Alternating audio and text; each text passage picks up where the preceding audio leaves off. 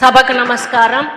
ఈరోజు స్టేషన్ గన్పూర్ నియోజకవర్గ పరిధిలో సోదరులు కడియం శ్రీహరి గారి నాయకత్వంలో మన ముఖ్యమంత్రి సోదరులు పెద్దలు రేవంత్ రెడ్డి గారు వివిధ కార్యక్రమాలకు శంకుస్థాపన చేస్తున్న ఈ శుభ సందర్భంలో ఈ కార్యక్రమానికి విచ్చేసి వేదిక మీద ఆసీనులైనటువంటి ప్రజాప్రతినిధులందరికీ, మంత్రులకు, ఎమ్మెల్యేలకు, ఎంపీలకు, ఎమ్మెల్సీలకు, అదేవిధంగా అధికారులకు ఈ కార్యక్రమాన్ని విజయవంతం చేయడానికి నలుమూల నుంచి వచ్చినటువంటి కార్యకర్తలకు, నాయకులకు, సోదర సోదరీమణులకు, పత్రికా మిత్రులకు, పోలీస్ మిత్రులకు, ఇంకా ఇతర ప్రముఖులందరికీ కూడా నా యొక్క హృదయపూర్వక నమస్కారం.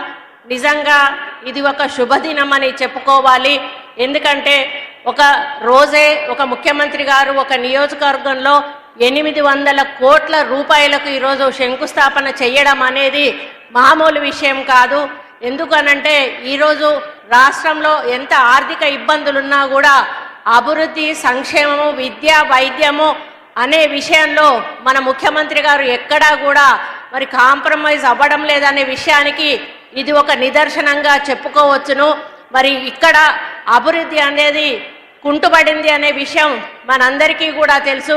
గత ప్రభుత్వంలో పూర్తిగా స్టేషన్ గన్పూర్ను మర్చిపోయిన విషయాన్ని ఇప్పుడు కడియం శ్రీహరి గారు సోదరులు చెప్పినట్టుగా మరి వారు ఈరోజు కాంగ్రెస్ పార్టీలోకి రావడము, అధికారంలో కాంగ్రెస్ పార్టీ ఉండడము, ముఖ్యమంత్రిగా రేవంత్ రెడ్డి గారు ఉండడం వలన ఈరోజు ఈ అభివృద్ధి పనులన్నిటికీ కూడా శంకుస్థాపన చేసేదానికి సాధ్యమైందని చెప్పి నేను ఈ సందర్భంగా విజ్ఞప్తి చేస్తూ ఉన్నాను.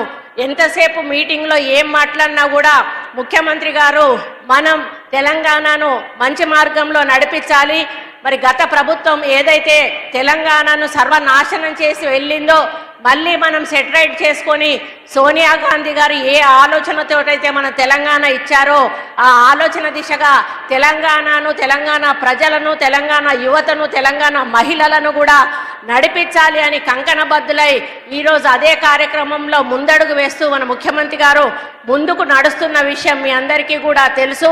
మరి సీతక్క ఈరోజు స్త్రీ శిశు సంక్షేమ శాఖ మంత్రిగా వారు కూడా ఎనలేని కార్యక్రమాలు మహిళలకు అందిస్తూ ముందుకు తీసుకుపోతున్న విషయాన్ని కూడా ఈ సందర్భంగా దాని వెనకాల కూడా మన ముఖ్యమంత్రి గారి హస్తం ఉందని చెప్పడానికి నేను గర్వపడతా ఉన్నాను.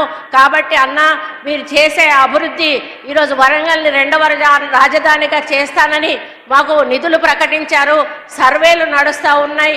రాబోయే రోజుల్లో హైదరాబాద్కు సమానంగా వరంగల్ నగరం కూడా తప్పకుండా అభివృద్ధిలో ముందుకెళ్తుందనే నమ్మకం, విశ్వాసం మీ ఆధ్వర్యంలో మాకుంది.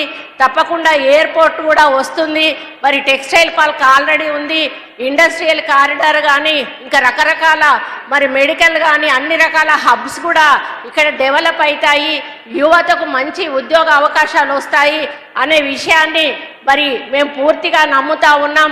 ఆ దిశగా ముందుకు మీరు తీసుకెళ్తున్నందుకు మీకు ఈ వేదిక మీద నుంచి హృదయపూర్వక ధన్యవాదాలు తెలియజేస్తూ, ఇంకొకటి నా సూచన ఏంటంటే ఇది ఒక మంచి ఇదేంటి టూరిజం ప్లేస్ అన్న. ఇది రాణి రుద్రమదేవి, సమ్మక్క సారలమ్మలు మరి ఇటువంటి మహనీయులు ఏలినటువంటి గడ్డ, కాకతీయులు ఏలినటువంటి గడ్డ. ఈ గడ్డకు ఒక చరిత్ర ఉన్నది. ఆ చరిత్ర మరి మర్చిపోకుండా ఉండాలి అంటే, ఆ చరిత్ర అలాగే ఉండాలి అంటే అభివృద్ధి పదంలో నడిపించాలన్నా తప్పకుండా మీరు దీన్ని ఒక పర్యాటక రంగంగా వరంగల్ని తీర్చిదిద్దినట్టయితే, పర్యాటకులను ఆకర్షించినట్టయితే మరి తప్పకుండా వరంగల్కి ఇంకొక వన్నె తెచ్చిన వాళ్ళు అవుతారు. మాది ఒక్కటే కోరిక. ఎందుకంటే ఏది ముట్టుకోవాలన్నా ఆర్కియాలజీ అంటారు, టూరిజం అంటారు.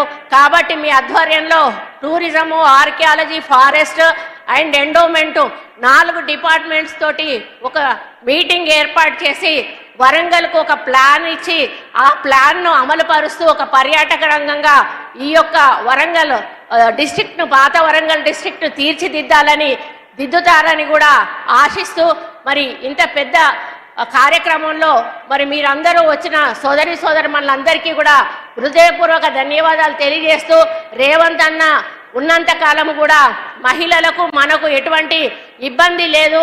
ఎందుకంటే అన్నమాట తప్పేటువంటి వ్యక్తులు చాలా మంది ఉన్నారు ముఖ్యమంత్రులలో. కానీ కాంగ్రెస్ పార్టీ ఎన్నడూ కూడా ఇచ్చిన మాట తప్పలేదు, మరి ఇచ్చిన మేనిఫెస్టో వదిలిపెట్టలేదు. అదేవిధంగా సోనియా గాంధీ, రాహుల్ గాంధీ, ప్రియాంక గాంధీ గారి నోట వచ్చిన మాటను అసలు మర్చిపోయే ముచ్చటే లేదు. దాన్ని అన్నిటినీ కూడా అమలు చేసి ముందుకెళ్తామనే విషయాన్ని ఈ సందర్భంగా విజ్ఞప్తి చేస్తూ, మరి నిన్న అసెంబ్లీలో అన్న మాట్లాడింది అందరూ విని ఉంటారు. ఆ ఒక్క స్పీచ్ ఉంటే చాలు, ఇంకెవరం కూడా మేమేం మాట్లాడాల్సిన అవసరం లేదు. ఆ స్పీచ్ ఒకటే ఈ తెలంగాణలో మేము వచ్చినాక చేసిన అభివృద్ధికి నిదర్శనంగా మన ముఖ్యమంత్రి గారు మాట్లాడారు. దాన్ని మీరందరూ కూడా పదే పదే ఒకసారి 1-2 సార్లు వినండి. అప్పుడు ప్రతిపక్షాలు చేస్తున్నటువంటి ఆరోపణలో ఉన్నటువంటి మరి అబద్ధం ఏంటో మీకు అర్థమవుతుంది. కాంగ్రెస్ పార్టీ చేస్తున్న అభివృద్ధి ఏంటో మీకు అర్థమవుతుంది.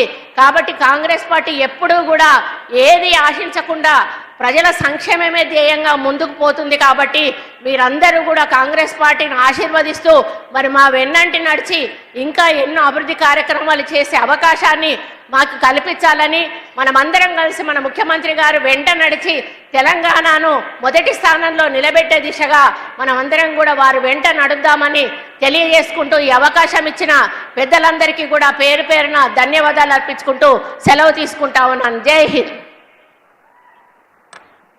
గౌరవ మంత్రివర్యులు శ్రీమతి కొండా సురేఖ గారికి ధన్యవాదాలు తెలియజేస్తూ, minister of Panchayat Raj, rural development, rural water supply, women and child welfare గౌరవ మంత్రివర్యులు శ్రీమతి